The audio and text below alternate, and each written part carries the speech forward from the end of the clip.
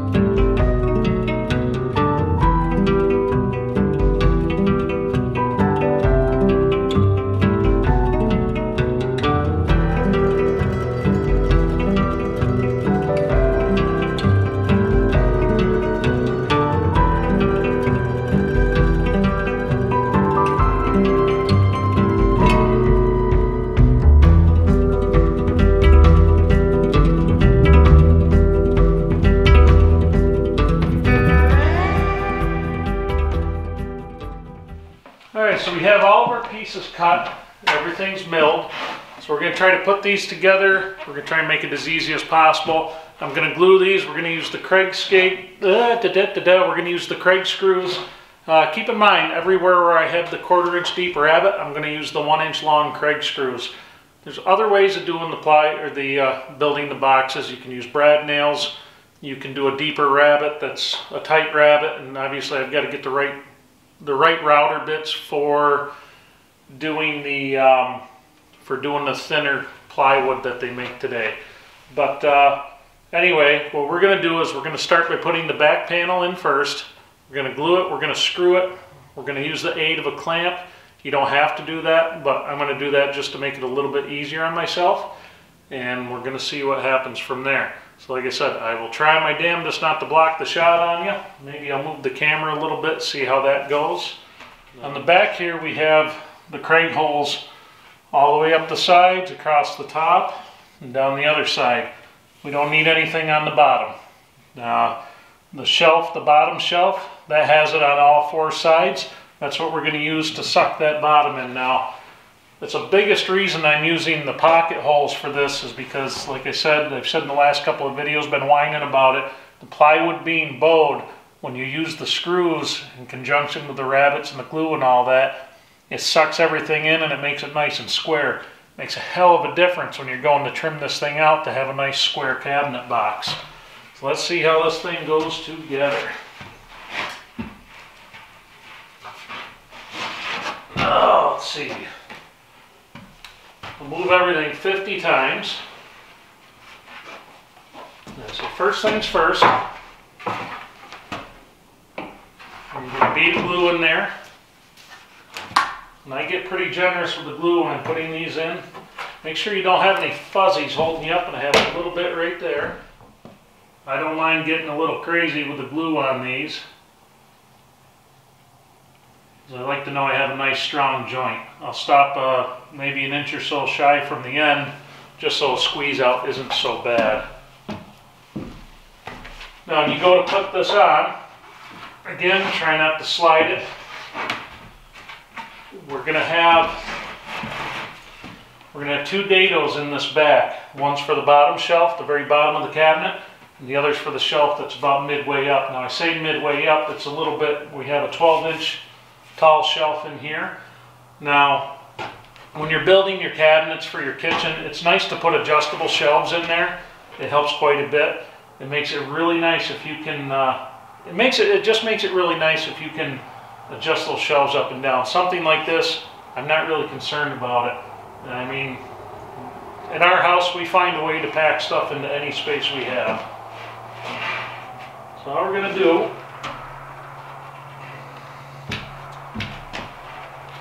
we're going to make sure that our dados match up.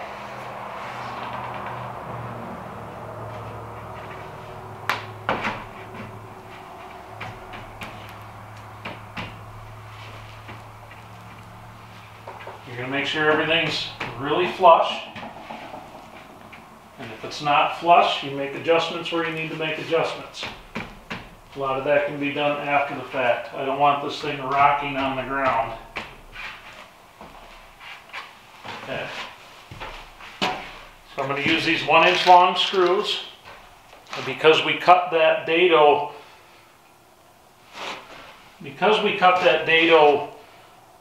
a 1/4 inch in, I only have a 1/2 inch of meat here to deal with. So because this is bowed a little bit, I'm going to start right in the middle.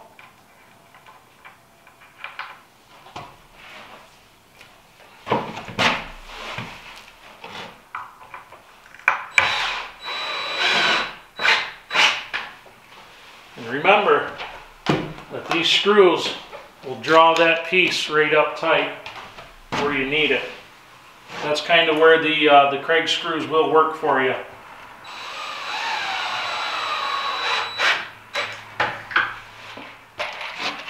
I probably spent maybe a 1/2 hour sorting those screws out. My 3-year-old, she likes to get out here, and one of her favorite games to play on Daddy is mix the screws up. She just loves doing that. Okay, now make sure you're nice and flush. Yeah, I think we can get away with this without not having to worry about the clamp. How about that? So again, I'm going to start in the middle one. We're going to push it in where it has to go as best we can.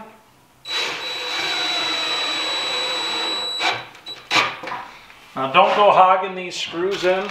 You start to get resistance as soon as it snugs up. Back right off of it because you strip them out really easily.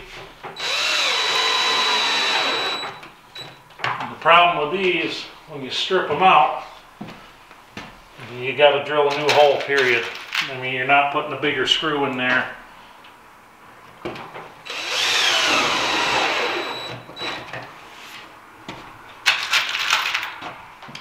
Now be careful when you're starting to move this around,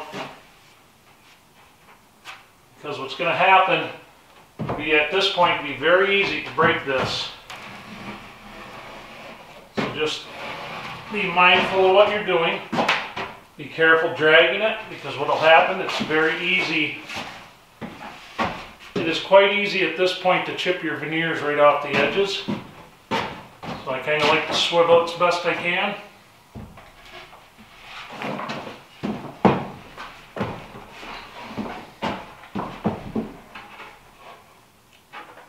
And then I'm going to walk it.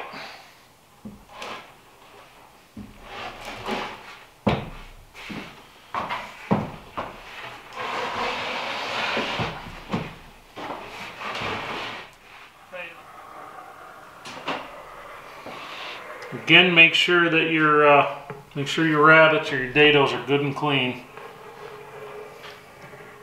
If you have a bunch of fuzz and sawdust and stuff like that in there, it's going to make it so it doesn't fit together very well. All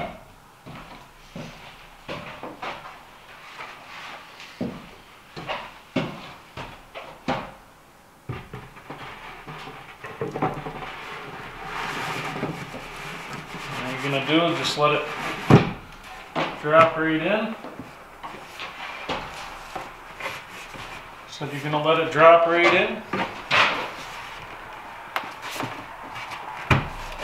There we go. Real important thing right here is make sure this upper corners where these meet, these have to be really flush, because if they're not flush, man, I tell you what, it's going to be a nightmare for you. Because then you got to find ways of trimming it down afterwards. So we're going to use our clamp, our bar clamp here. We're just going to kind of gently squeeze this together. You don't have to give it a ton of pressure, just enough to hold it in there. The screws will do the rest.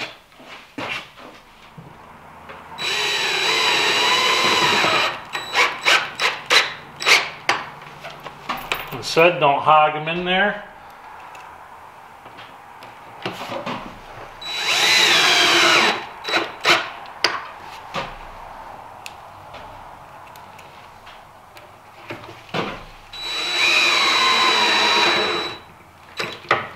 Did all your steps right, it should be fairly square by the time you're finished with it.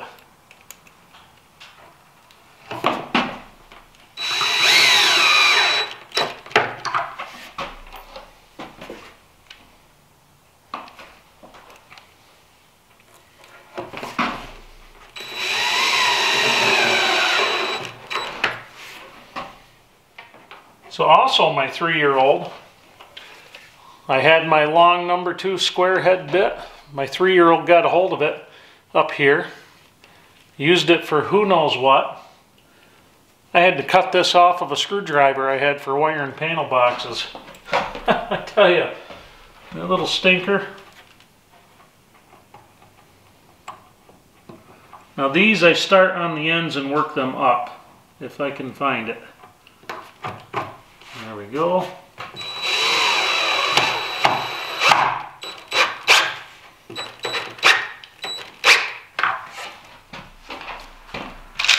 Basically all this gluing and screwing and dadoing, it just makes a really nice strong cabinet box.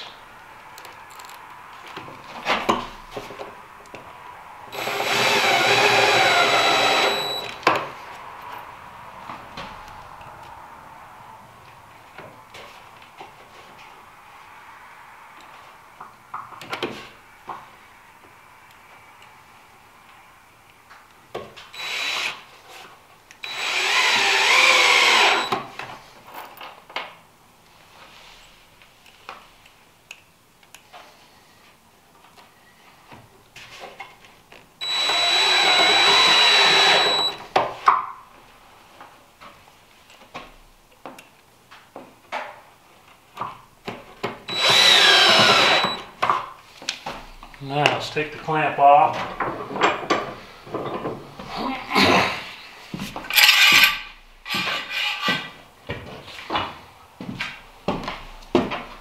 Now Now this box here is going to be as square. If you build it like this box, your cabinet boxes will end up coming out as square as you made your cuts. And that is right on the money.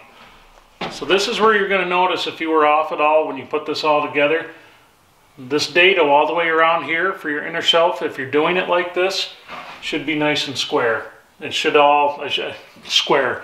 I mean it should all line up just right. If it doesn't line up just right, you got off in your fit up or you got off in a cut. I got lucky on this one. I do have a cut that's slightly out of square, but it's on the back, on the top of it. I can deal with that and I can fix it, no problem. Not a big deal at all. But without anything on it, this is going to be nice and sturdy.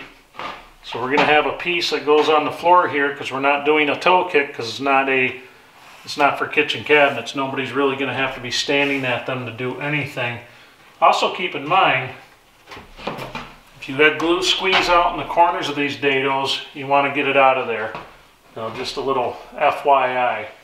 I'll tell you what, folks, we are having a really good weekend here this weekend.